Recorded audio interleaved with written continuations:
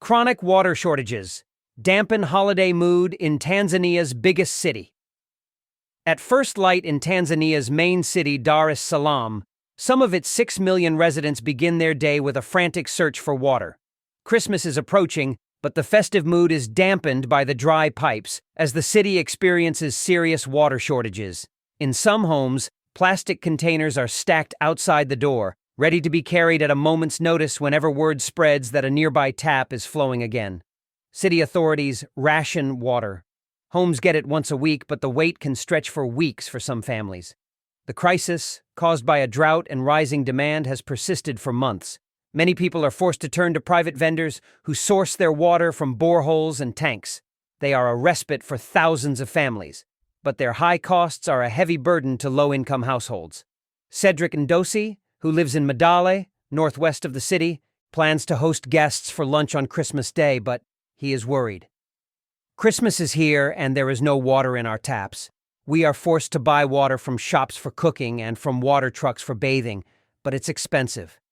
We were used to spending money on drinks, but now even water for cooking has become an added cost, he adds. Furaha Awadi, a mother of two living in Tegeta on the outskirts of the city, says the price of water has risen from $4.3 for 1,000 liters to $10. Cedric Mushi, who lives in Ubungo, west of Dar es Salaam, says that whenever the city authorities switch on the taps, he makes sure that he stores water so that her family does not suffer. It comes only once a week, usually in the late hours of the night, he says. As a result of the prolonged dry spell since the end of the rainy season in May, the water levels in rivers and groundwater that the city depends on has sharply reduced, officials say. The authorities say this has forced a cut in supplies from water treatment plants. They also blame leaking pipes in the distribution network, leading to water being lost. Dar es Salaam, on the Indian Ocean coast, is among Africa's fastest-growing cities.